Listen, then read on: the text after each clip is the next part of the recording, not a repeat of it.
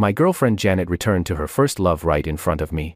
And when I went completely silent, she started to panic. At Michael's welcome back dinner, someone asked Janet a question that made the entire room go quiet.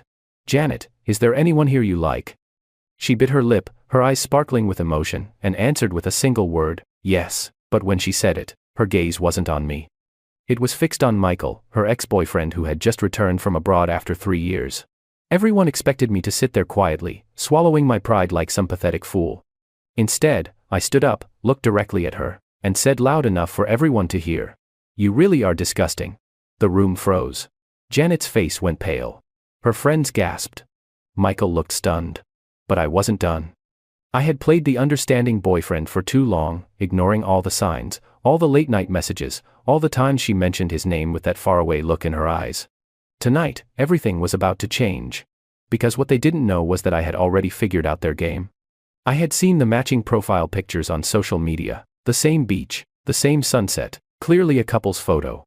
I had heard her friends whispering in the bathroom, thinking I couldn't hear, talking about how Michael was so much better than me, how he was stable and caring, how he had been waiting for her all these years abroad. I had watched her push away my hand when I tried to put my arm around her, not wanting to appear close to me in front of him, and I had made a decision. I wasn't going to be the fool in this story. I wasn't going to sit quietly while they humiliated me. The old Ethan would have walked away silently, nursing his wounds in private. But that Ethan was gone. What they were about to discover was that I had no intention of playing the victim. Not anymore. As I grabbed my jacket and headed toward the door, I could feel their eyes on my back. Janet called out my name, her voice trembling. I didn't turn around. Because this was just the beginning. My name is Ethan, and 6 months ago, I thought I had found the perfect girlfriend. Janet was everything I had been looking for. She had this gentle way about her, always smiling, always seeming to care about the little things. She worked as a marketing coordinator at a decent company, and we met through mutual friends at a rooftop party in the city. I remember that night clearly. She was wearing a light blue dress, standing by the railing, looking out at the city lights. When I approached her, she turned and gave me this warm smile that made me feel like I was the only person in the room. We talked for hours about everything, from our favorite movies to our dreams for the future. By the end of the night, I had her number, and within 2 weeks, we were officially together. Janet seemed different from the other girls I had dated. She wasn't demanding or complicated. She was easygoing, or at least that's what I thought. She would pack me lunch for work, send me good morning messages, and always seemed interested in how my day went. For the first 3 months, everything felt perfect. Too perfect, maybe. I worked as a project manager at a tech startup. The hours were long, and the work was demanding, but I loved what I did. Janet seemed to understand that, never complaining when I had to stay late or work on weekends. She would just send me encouraging messages and tell me she was proud of me. Looking back now, I realize she never complained because she was busy with her own agenda. Around the 4th month, I started noticing small changes. She would check her phone more often, smiling at messages she wouldn't share with me. When I asked who she was texting, she would say it was just work or her friends. I didn't think much of it at the time. I trusted her. Then the name Michael started appearing in conversations. At first, it was casual mentions. "Oh, Michael used to love this restaurant." Or, "Michael recommended this movie to me back in college." I didn't pay much attention because she said he was abroad, working in Europe, and they had broken up years ago. She made it sound like ancient history, something that didn't matter anymore. But the mentions became more frequent. Her friends, especially Clara, would bring him up during group dinners. "Remember when Michael did that?" Or, "Michael was so good at this." It started to feel like he was a ghost haunting our relationship, always present even though he was thousands of miles away. I'm not the jealous type, and I didn't want to be that boyfriend who gets insecure about an ex, so I kept quiet. I told myself it didn't matter, that she was with me now, and the past was the past. But deep down, something didn't feel right.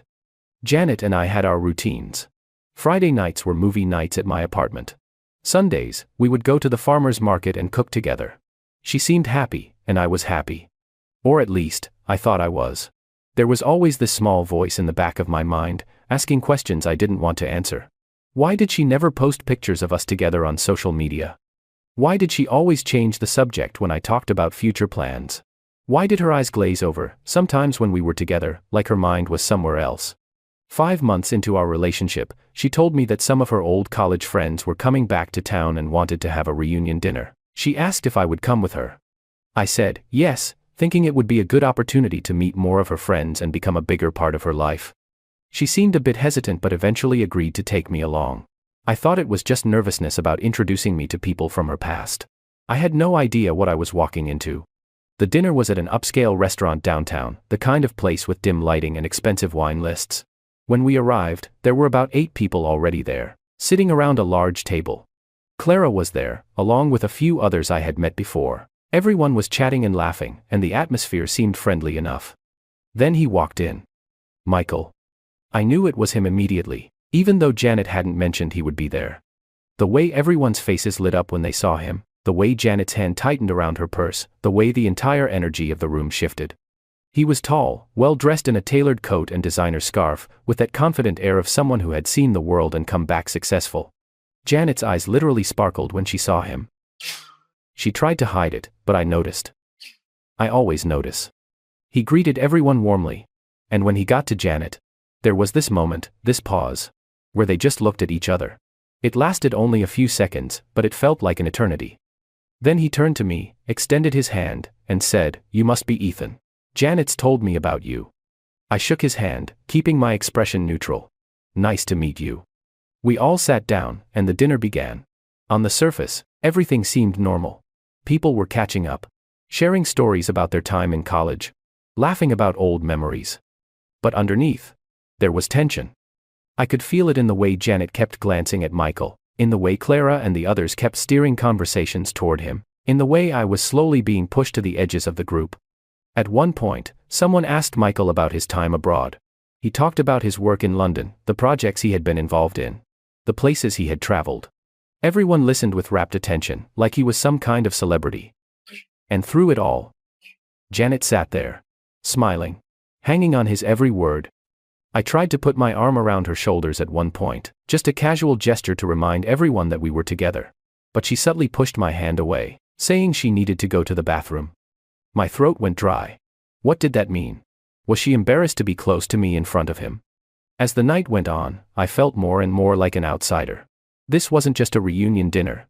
This was a welcome back party for Michael, and I was the awkward +1 who didn't belong.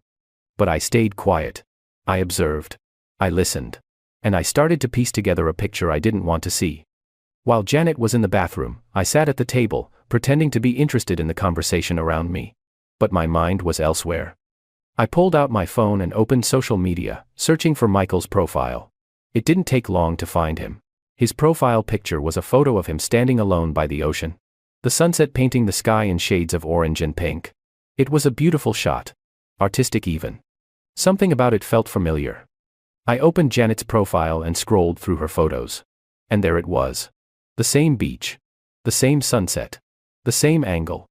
But in her version, the photo was cropped differently, showing just the scenery. It was obvious. These were couple photos. They had been together at that beach, probably on some romantic trip, and both had kept the photos as their profile pictures. My stomach twisted. I locked my phone and looked around the table.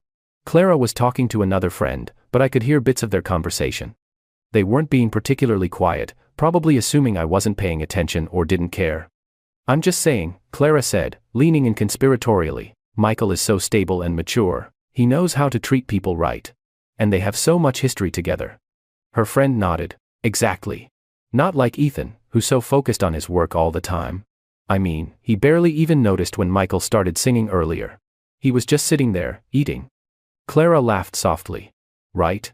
And Michael has been single this whole time abroad. 3 years, and he didn't date anyone. That's loyalty.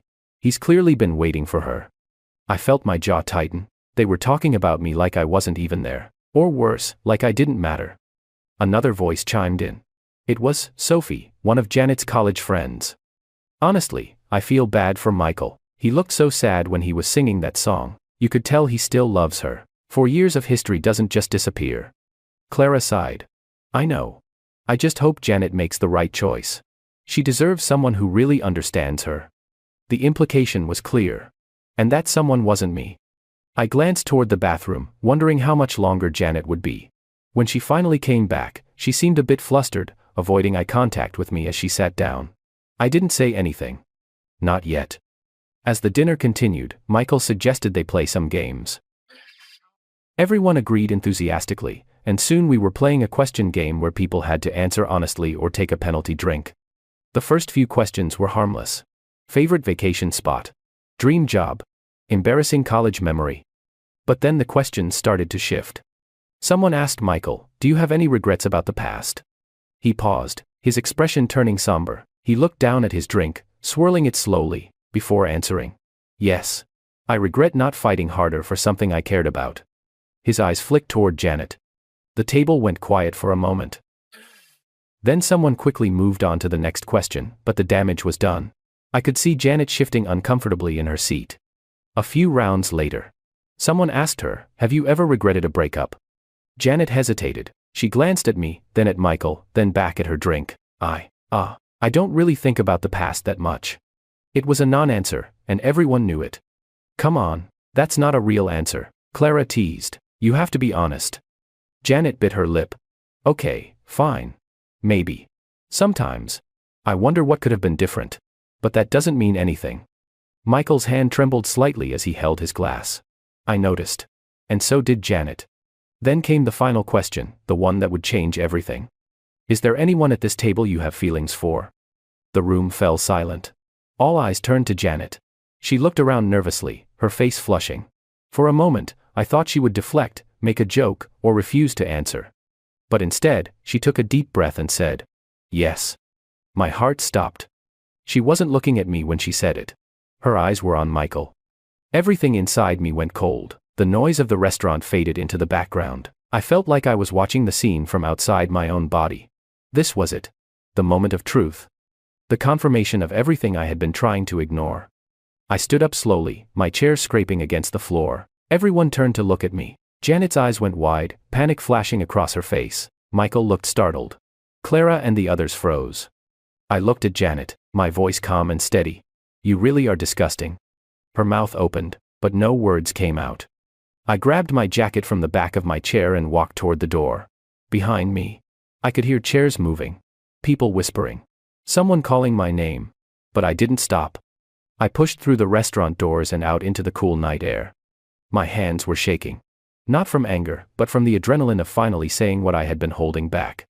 For weeks, I had played the understanding boyfriend, the patient partner, the guy who didn't make waves. And where had that gotten me? Humiliated in front of a room full of people who clearly thought I wasn't good enough. I walked a few blocks before stopping at a bench near the river. I sat down, pulling out my phone. Part of me wanted to block Janet's number right then and there. Cut off all contact, and be done with it. But another part of me, the part that had spent the last hour observing and listening, knew this wasn't over. Not by a long shot. Because while I had been sitting quietly at that table, I had learned something important. Janet and Michael had never really stopped talking. The matching photos. The way her friends spoke about him. The looks they exchanged. It all pointed to one thing. This wasn't a sudden rekindling of old feelings. This had been going on for a while, maybe even before he came back. And if that was true, then I had been played from the start.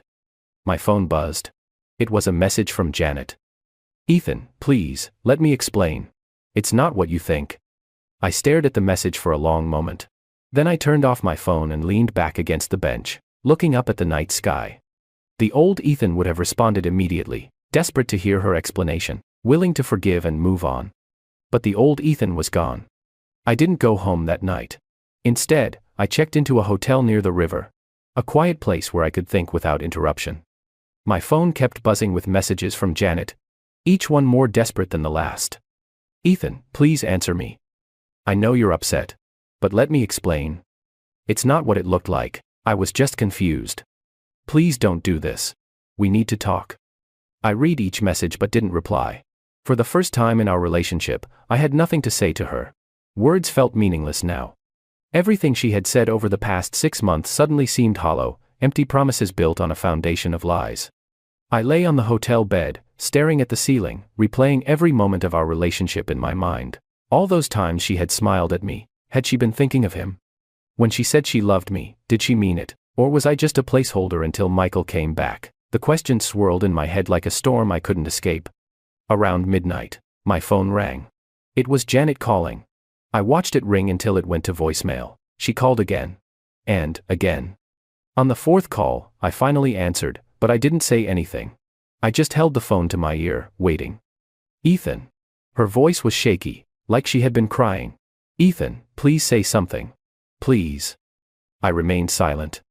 I know I messed up, she continued, her words tumbling out in a rush. I know what it looked like at dinner, but you have to understand. Michael and I have history, and seeing him again after so long, it just brought up old feelings. But that doesn't mean I don't care about you. I do. I really do. Still, I said nothing. Ethan, please. Just talk to me. Yell at me, get angry, do something. This silence is killing me. I let a few more seconds pass before speaking, my voice flat and emotionless. Goodbye, Janet. I hung up before she could respond and immediately blocked her number. The silence that followed was deafening. For months, my life had revolved around her, around us. Now, suddenly, there was nothing, just empty space where she used to be. And strangely, I didn't feel sad. I felt numb, like a part of me had shut down completely. The next morning, I woke up with a new sense of clarity. The numbness had transformed into something else, something sharper. Determination. If Janet and Michael thought they could humiliate me and get away with it, they were wrong. But I wasn't going to act impulsively. I was going to be smart about this. I spent the day digging through social media, looking for clues I had missed before. Michael's profile was full of carefully curated photos from his time abroad. Successful dinners, business meetings, scenic views of European cities. But as I scrolled deeper, I noticed something interesting. In several photos, there were comments from Janet. Not recent comments, but ones from months ago, while he was still abroad. Looks amazing. Wish I was there. You always find the best places. Miss our conversations. So they had been talking the whole time. Even while she was with me, she had been maintaining contact with him, keeping the connection alive. My jaw clenched as I read through the comments, each one a small betrayal I had been too blind to see. I also noticed that Clara and Sophie frequently commented on his posts. Always supportive. Always encouraging. It was like they had been rooting for him to come back and reclaim Janet. And I had been the fool standing in the way of their perfect reunion story. But there was more. As I dug deeper, I found older posts from years ago. Back when Janet and Michael were still together. Photos of them at college parties, weekend trips, couple selfies with captions full of heart, emojis, and inside jokes. They looked happy. Really happy. And seeing those photos, I realized something painful. I had never seen Janet look at me the way she looked at him in those pictures. I had been a rebound. A temporary distraction while she waited for him to come back. The realization hit me like a punch to the gut. All those moments I thought were special, all those times I believed we were building something real, had been a lie. Or maybe not a complete lie, but a compromise. She had settled for me because he wasn't available. And the moment he returned, I became irrelevant. Over the next few days, I started receiving messages from Clara and Sophie. Not apologies, but accusations disguised as concern. Clara wrote, "Ethan, what you did at the dinner was really immature. Janet is devastated. You could have handled that better." Sophie's message was even worse. "Honestly, I think you're being overdramatic. So what if she has feelings for Michael? They have history. You've only been together for 6 months. You can't expect her to just forget about someone she loved for 4 years." I read their messages with a bitter smile. Of course, they were defending her. They had probably been hoping for this outcome all along. To them, I was the intruder, the guy who didn't belong in their perfect circle of friends. But what really got to me was the way they tried to make me feel guilty. Like I was the one in the wrong for having self-respect. Like I should have just sat there quietly and accepted being humiliated. I didn't respond to their messages. There was no point. They had already chosen their side. Instead, I focused on work, throwing myself into projects that had been sitting on the back burner. My colleagues noticed the change in me. I was sharper, more focused, more driven. One of them even joked that I seemed like a different person. If only they knew. About a week after the dinner, I ran into Michael. It wasn't planned. I was at a coffee shop near my office, grabbing my usual morning order, when I saw him sitting at a corner table, working on his laptop. For a moment, I considered leaving, avoiding the confrontation altogether. But then I remembered the look on his face at dinner, that smug satisfaction when Janet answered the question, and something inside me snapped. I walked over to his table and sat down across from him without asking. He looked up, surprised, but quickly recovered, closing his laptop and giving me a polite smile. "Ethan," he said, as if we were old friends. "I didn't expect to see you here." "I'm sure you didn't," I replied, keeping my voice calm. There was a moment of silence before he spoke again. Look. About the other night, I want to apologize. Things got a bit out of hand, and I didn't mean for you to feel uncomfortable. I almost laughed. He didn't mean for me to feel uncomfortable. As if the entire evening hadn't been orchestrated to push me out of the picture. Save it, I said. I'm not here for an apology. He raised an eyebrow. Then why are you here? I just wanted to see you up close, I said, leaning back in my chair. I wanted to understand what makes you so special that Janet would throw away what we had. Michael shifted uncomfortably. Ethan, I don't think this is a good idea. You're probably right, I agreed. But humor me. You and Janet, you were together for 4 years, right? He nodded slowly, unsure where I was going with this.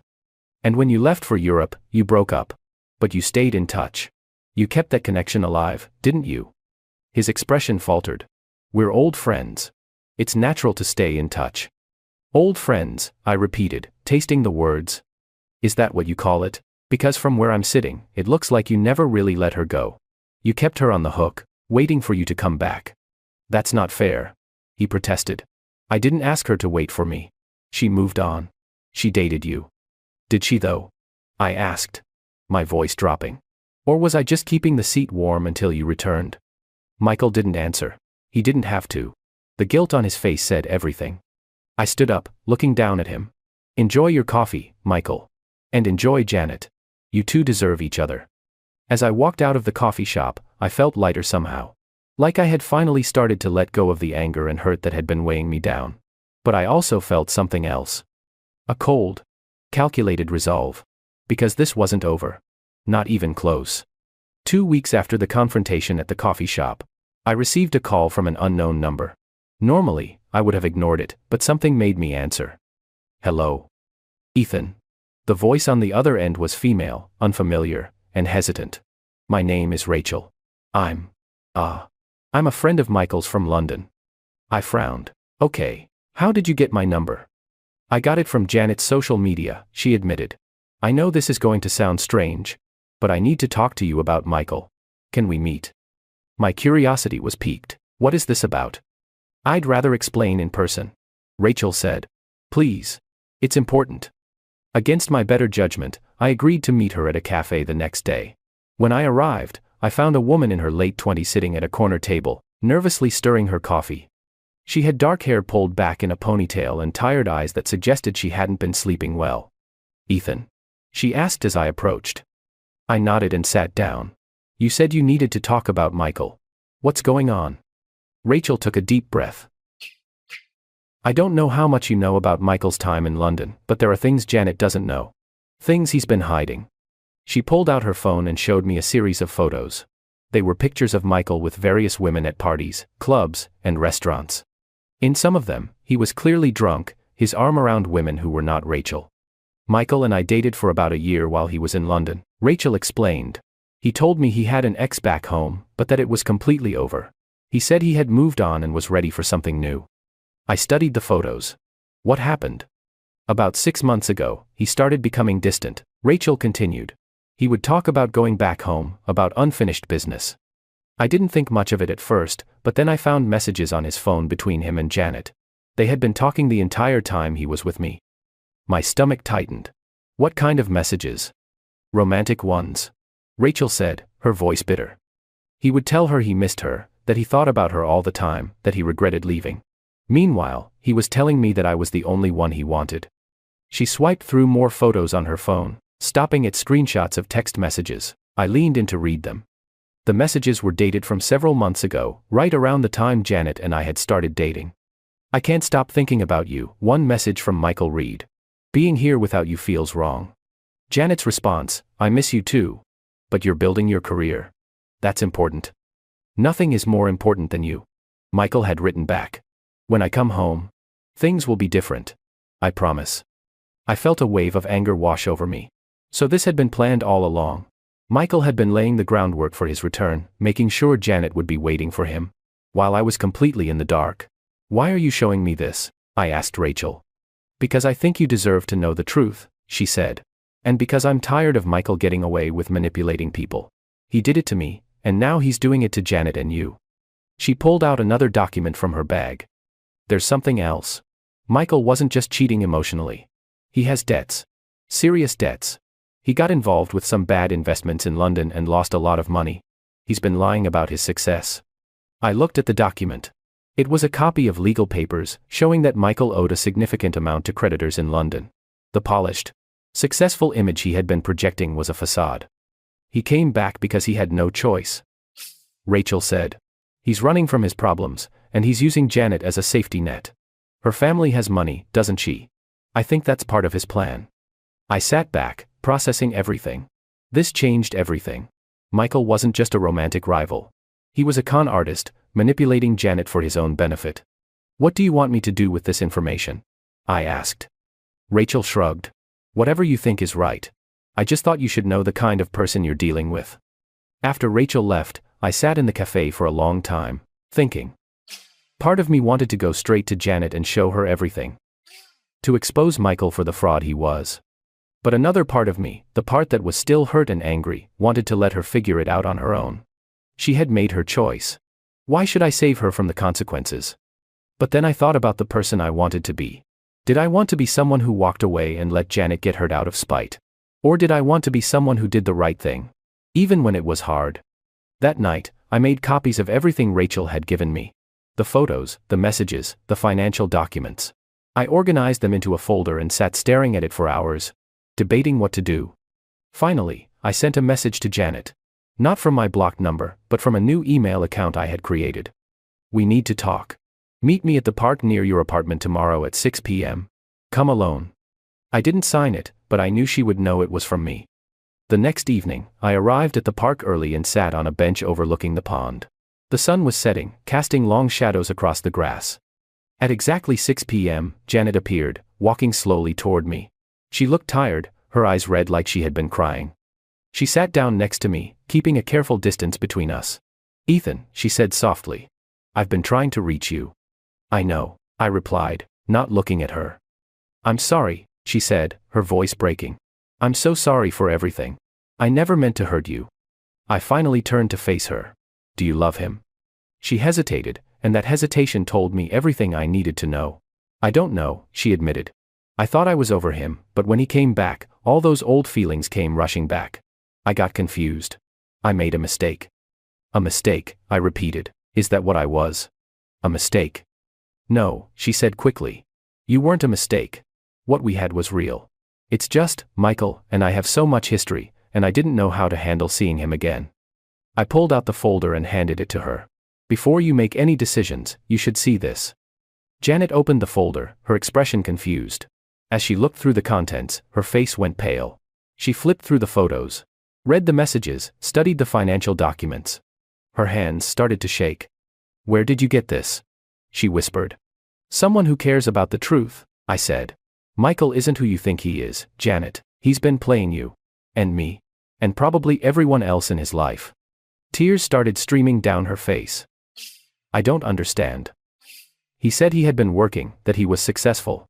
He lied, I said simply. About everything. She looked at me, her eyes desperate. What do I do?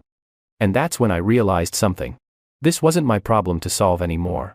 Janet had made her choices, and now she would have to live with the consequences. That's up to you, I said, standing up. But whatever you decide, leave me out of it. We're done. I didn't hear from Janet for 3 days after our meeting in the park. Part of me wondered if she had confronted Michael, or if she had simply ignored everything I had shown her and chosen to believe his lies. Either way, it wasn't my concern anymore. I had done what I thought was right, and now I needed to move on with my life. But fate, it seemed, had other plans. On Friday evening, I was working late at the office when my phone rang. It was Clara. I almost didn't answer, but curiosity got the better of me. What do you want, Clara? I asked, not bothering to hide the coldness in my voice. Ethan, you need to come to Janet's apartment right now, she said, her voice panicked. Something's happened. Michael and Janet are fighting, and it's getting bad. That's not my problem anymore, I replied. Please, Clara begged. She's asking for you. She needs you. I should have hung up. I should have gone home, poured myself a drink, and forgotten about all of them. But something in Clara's voice made me pause. Despite everything, despite the hurt and betrayal, I couldn't ignore the possibility that Janet might actually be in trouble. I'll be there in 20 minutes, I said, hanging up. When I arrived at Janet's apartment building, I found Clara waiting outside, pacing nervously. Sophie was with her, looking equally worried. "What's going on?" I demanded. "Janet confronted Michael about the things you showed her," Clara explained quickly. "He showed up here an hour ago, angry and drunk. They've been screaming at each other ever since. We tried to get in, but she locked the door." I could hear raised voices coming from Janet's apartment on the 3rd floor. Without waiting for Clara and Sophie, I ran up the stairs and pounded on the door. "Janet, open the door." The voices inside stopped abruptly. A moment later, the door swung open, and Michael stood there, his face flushed, his eyes wild. He reeked of alcohol. "Oh, look who it is," he sneered, "the hero coming to save the day." "Get out of my way," I said, trying to push past him. He blocked the doorway, shoving me back. "You just couldn't leave well enough alone, could you? You had to go digging into my business, spreading lies about me." "They're not lies, and you know it," I shot back. "Now move." Michael grabbed my shirt, pulling me close. "You ruined everything. Janet and I were fine until you poisoned her mind with your garbage." I looked past him and saw Janet standing in the living room, tears streaming down her face. The apartment was a mess. Broken glass littered the floor, and a lamp had been knocked over. "Janet, are you okay?" I called out. She nodded weakly, but I could see the fear in her eyes. That was all I needed to see. I grabbed Michael's wrist and twisted it, using a move I had learned in self-defense classes years ago. He yelped in pain and released my shirt. I shoved him aside and stepped into the apartment. "You need to leave," I told him, my voice low and dangerous. "Now." Michael stumbled backward, clutching his wrist. "This is between me and Janet. You have no right to be here." "She looks terrified," I said, moving to stand between them. "Whatever rights you think you have, you lost them the moment you started acting like this." Michael's face contorted with rage. "You think you're so much better than me. You think she actually loved you. You were just a placeholder. A warm body to keep her company until I came back." His words stung, even though I had already suspected as much. But I didn't let him see that. "Maybe," I said calmly. "But at least I never lied to her. At least I never manipulated her or tried to use her for her family's money." Michael's eyes widened. "She told you about that?" "She didn't have to," I replied. "I figured it out on my own. You're broke, Michael. You came back here because you had nowhere else to go, and you saw Janet as an easy target." "That's not true," Michael shouted, but his voice lacked conviction. Janet spoke up from behind me, her voice shaking. "Is it true, Michael? Did you come back because of my family's money?" Michael turned to her, his expression desperate. "No, Janet, I came back for you. I love you. Everything I did was because I love you." "Stop lying," Janet screamed, her voice breaking. "Just stop. I saw the messages. I saw the photos. I know about Rachel and all the others. How could you do this to me?" Michael's face crumpled. For a moment, he looked genuinely remorseful. But then the anger returned, sharper than before. "You want to know the truth?" he spat. "Fine. Yes, I needed money. Yes, I made mistakes in London. But I did love you, Janet. I still do. And I would have made it work if it weren't for him." He pointed at me. "He ruined everything." "I didn't ruin anything," I said. "I just showed her who you really are." Michael lunged at me, his fist swinging toward my face. I ducked and grabbed his arm, using his momentum to throw him off balance. He crashed into the coffee table, sending more glass flying. Clara and Sophie had followed me upstairs and were now standing in the doorway, their hands over their mouths in shock. "Call the police," I told them. Sophie pulled out her phone with shaking hands and dialed 911. Michael struggled to his feet, blood dripping from a cut on his hand where he had landed on the broken glass. "You'll regret this," he said, his voice low and venomous. "All of you. The only person who's going to have regrets is you." I replied. "You're done, Michael. Done manipulating people, done lying, done hurting the people who cared about you." Within minutes, the sound of sirens filled the air. 2 police officers arrived and took statements from everyone. Michael tried to claim that I had attacked him, but Clara and Sophie backed up my version of events. Janet, still shaking, confirmed that Michael had shown up drunk and aggressive, and that I had only intervened to protect her. The officers arrested Michael for trespassing, assault, and public intoxication. As they led him away in handcuffs, he looked back at Janet one last time. "I'm sorry," he said, his voice barely audible. "I really am sorry." Janet didn't respond. She just turned away, burying her face in her hands. After the police left, Clara and Sophie helped clean up the apartment while I sat with Janet on the couch. She was still trembling, her eyes distant. "Thank you," she whispered finally. "For coming. For protecting me." "You don't have to thank me," I said. "I just did what anyone would do." She shook her head. "No. You did more than that. After everything I put you through, you still came when I needed you. I don't deserve that." I didn't disagree with her. She didn't deserve it. But I also couldn't stand by and let someone get hurt, even if that someone had broken my heart. "What are you going to do now?" I asked. Janet wiped her eyes. "I don't know. I feel so stupid. I threw away what we had for someone who was just using me. How could I be so blind?" "Love makes people blind sometimes," I said quietly. "But now you know the truth. The question is, what are you going to do with it?" She looked at me, hope flickering in her eyes. "Do you think, maybe, we could try again? Start over?" I had been expecting this question, and I had already prepared my answer. "No," I said gently but firmly. "What we had is over, Janet. You made your choice, and I've made mine. I can't be with someone who couldn't see my worth until someone else showed her what she was missing." Fresh tears spilled down her cheeks. "I understand. I wish I could take it all back." "So do I," I admitted. "But we can't. All we can do is move forward." I stood up, and Clara walked me to the door. She looked at me with something that might have been respect. "I misjudged you, Ethan," she said quietly. "I'm sorry for the things I said. You're a better man than I gave you credit for." "Thanks," I said, though her apology felt too little, too late. As I walked out of the building and into the cool night air, I felt a weight lift off my shoulders. This chapter of my life was finally closing. The pain was still there, the hurt and betrayal still raw, but I could see a path forward now. A path that didn't include Janet or Michael or any of the people who had made me feel less than I was worth. I pulled out my phone and scrolled through my contacts until I found the name I was looking for. Rachel. The woman who had given me the truth when no one else would. I sent her a message. "Thank you for everything. Because of you, I was able to help someone before it was too late. I hope you're doing well." A few minutes later, she replied. "I'm glad I could help. Take care of yourself, Ethan. You deserve better than what they gave you." I smiled at her message. She was right. I did deserve better. And for the first time in weeks, I believed I would find it. Over the next few days, news of Michael's arrest spread through our social circle. It turned out that he had been involved in more than just financial troubles. The police investigation revealed that he had been running a small-scale scam, convincing people to invest in fake business opportunities. Several people in London had already filed complaints against him. And now the authorities were building a case. Janet reached out to me a few more times, but I kept my responses brief and distant. I wasn't cruel, but I wasn't going to give her false hope either. Our relationship was over, and I needed to make that clear. Clara and Sophie, to their credit, both apologized for their behavior. They admitted that they had been pushing Janet toward Michael because they thought it was romantic, two college sweethearts reuniting after years apart.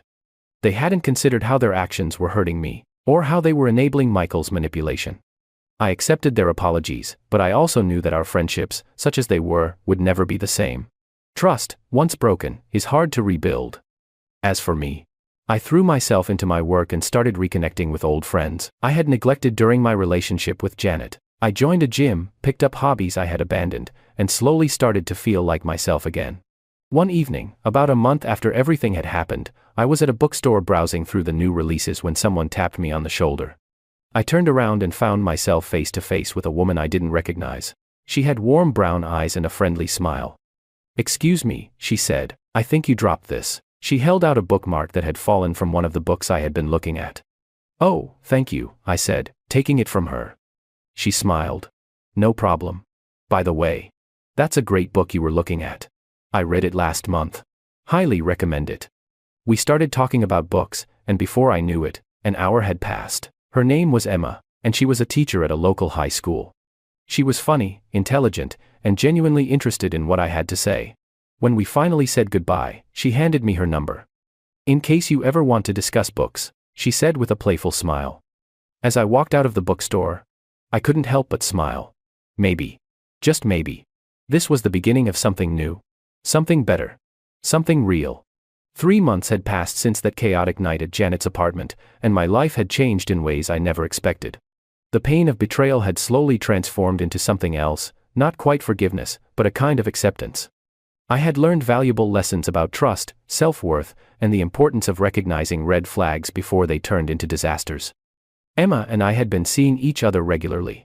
What started as casual coffee dates to discuss books had evolved into something deeper. She was different from Janet in every way. Where Janet had been passive and indirect, Emma was straightforward and honest. She said what she meant and meant what she said. There were no games, no hidden agendas, no ex-boyfriends lurking in the shadows.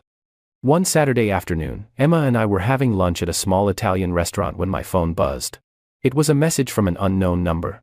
I almost ignored it, but something made me check. "Ethan, this is Janet. I know you probably don't want to hear from me, but I wanted you to know that I'm doing better. I've started therapy to work through everything that happened. I also wanted to apologize one more time. You deserved so much better than what I gave you. I hope you found happiness. You earned it." I showed the message to Emma, who read it thoughtfully. "How do you feel about that?" she asked. I considered the question. Honestly, I feel nothing. No anger. No sadness. Just nothing. I think that means I've finally moved on. Emma smiled. "Good. You deserve to be happy, Ethan. And for what it's worth, I'm glad things worked out the way they did. Otherwise, I might never have met you." I reached across the table and took her hand. "I'm glad too." Later that evening, I responded to Janet's message with just 3 words: "I wish you well." It was the closure we both needed. Simple, clean, and final. A few weeks later, I was at a business conference downtown when I spotted a familiar face across the room. It was Michael. He looked different, thinner, and more haggard, like the weight of his mistakes had physically aged him. He was standing alone by the refreshment table, nervously checking his phone. For a moment, I considered avoiding him, but then I decided against it. I had nothing to fear from him anymore. I walked over, and when he saw me, his face went pale. "Ethan," he said, his voice barely above a whisper. "Michael," I replied evenly. An awkward silence stretched between us. Finally, Michael spoke. "I guess I should apologize," he said, not quite meeting my eyes, "for everything. The dinner, the fight, all of it. I was in a bad place, and I took it out on everyone around me." "An apology is a start," I said. "But it doesn't undo the damage you caused." He nodded, still avoiding eye contact. "I know. I've been working with a therapist, trying to figure out why I did the things I did. Turns out, I have a lot of issues I never dealt with." "We all have issues," I replied. "The difference is whether we face them or run from them." Michael finally looked at me directly. "You were right about me. I was using Janet. I convinced myself I loved her, but really, I was just scared and desperate. I saw her as a way to fix my life, and that wasn't fair to her or to you." I studied him for a moment. He seemed genuine, but I had learned not to take people at face value anymore. "What are you doing now?" I asked. "Working at my dad's firm," Michael said. "It's not glamorous, but it's honest work. I'm also paying back the people I scammed in London. It's going to take years, but it's the right thing to do." "Good," I said simply. Michael hesitated, then asked, "How's Janet?" "I don't know," I replied honestly. "We don't talk anymore. But I heard she's doing okay." He nodded slowly. "I hope she is. She deserves to be happy." "So do you," I said, surprising myself. "But happiness is something you have to build, not something you can steal from someone else." Michael gave me a small, sad smile. "When did you become so wise?" "When I learned that self-respect matters more than holding grudges," I said. We talked for a few more minutes before going our separate ways. As I watched him walk away, I realized that I had truly let go of the anger I had been carrying. Michael was no longer the villain in my story. He was just a flawed person who had made bad choices, and now he was trying to do better. That was all any of us could do. A month later, I received an unexpected visitor at my office. Clara showed up unannounced, looking nervous and uncertain. My assistant asked if I wanted her to send Clara away, but I told her to let her in. Clara sat down across from my desk, fidgeting with her purse. "I know I'm probably the last person you want to see," she began. "You're right about that," I said, leaning back in my chair. "But you're here now, so you might as well say what you came to say." She took a deep breath. "I wanted to apologize. Properly this time. Not just for what happened at the dinner, but for everything. Sophie and we were so caught up in the idea of Janet and Michael getting back together that we completely ignored how our actions were affecting you. We were terrible friends, And you didn't deserve that. No, I didn't, I agreed. Clara winced at my bluntness but continued. I also wanted you to know that we've learned from this. What happened with Michael was a wake-up call for all of us. We realized that we had been enabling toxic behavior and romanticizing something that was actually really unhealthy. That's good, I said. Personal growth is important. There's something else, Clara said, pulling an envelope from her purse. Janet asked me to give this to you. She said you don't have to read it if you don't want to, but she wanted you to have it. I took the envelope but didn't open it. Is there anything else? Clara stood up. No, that's all. I hope you're doing well, Ethan. You were always kind to us, even when we didn't deserve it. After she left, I sat at my desk for a long time, staring at the envelope. Finally, I opened it and pulled out a handwritten letter. Dear Ethan, it began. I've started this letter 100 times and never known what to say. How do you apologize for breaking someone's trust? How do you make amends for choosing someone else over the person who truly cared about you? I don't think there's a right answer, so I'll just speak from my heart. I was wrong. About everything. I let my nostalgia for the past cloud my judgment about the present. I convinced myself that my feelings for Michael were real love, when in reality, they were just unresolved emotions from a relationship that should have stayed in the past. In doing so, I threw away something genuine and real. You. You were patient with me, kind to me, and supportive in ways I didn't appreciate until you were gone. You deserved so much better than what I gave you. I've spent these past months in therapy, working through my issues and trying to understand why I made the choices I did. I've learned that I have a pattern of idealizing the past and running from real intimacy in the present. I'm working on changing that. I don't expect you to forgive me. I don't even expect you to respond to this letter. I just wanted you to know that I recognize the pain I caused you. And I'm genuinely sorry. You taught me what real integrity looks like, and I hope that one day I can be half as strong as you were when you walked away from a situation that was hurting you. I heard through Clara that you're seeing someone new. I'm happy for you. Truly. You deserve someone who will appreciate you from the start, not someone who needs to lose you to realize your worth. Thank you for the time we had together, and thank you for showing me the truth when I was too blind to see it. I wish you all the happiness in the world. Sincerely, Janet. I folded the letter and placed it back in the envelope. It was a good apology. Sincere and thoughtful. And I appreciated the closure it provided. But it didn't change anything. The past was the past, and I had no desire to revisit it. I dropped the letter in my desk drawer and turned my attention back to my work. 6 months later, Emma and I were on a weekend trip to the mountains. We had rented a small cabin overlooking a lake, and the scenery was breathtaking. On our last evening there, we were sitting on the porch, watching the sunset when Emma turned to me with a serious expression. Can I ask you something? She said. Of course, I replied. Do you ever think about her? About Janet? I considered the question carefully. Sometimes, I admitted. But not in the way you might think. I don't miss her or wish things had turned out differently. I just think about the lessons I learned from that relationship. About knowing my worth and not settling for someone who doesn't see it. Emma nodded. I'm glad you learned those lessons. But I also want you to know that I see your worth, Ethan. Every single day. I pulled her close and kissed her forehead. I know you do. That's why I'm with you. We sat in comfortable silence for a while, watching the sun dip below the horizon. Then Emma spoke again. I love you, Ethan, she said simply. It was the first time either of us had said those words. My heart swelled with emotion, and I realized that this was what real love felt like. Not the anxious, uncertain feeling I had with Janet, but something solid and sure. I love you too, I said, meaning every word. A year after everything had happened, I was at a friend's wedding when I saw Janet across the room.